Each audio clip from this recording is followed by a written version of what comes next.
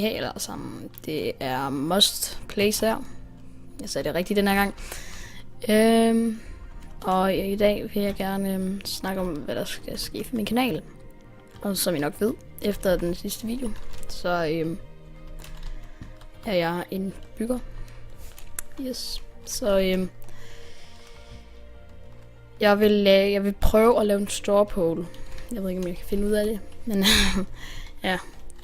Prøv at lave en straw poll om, at I kan stemme, hvad jeg skal gøre.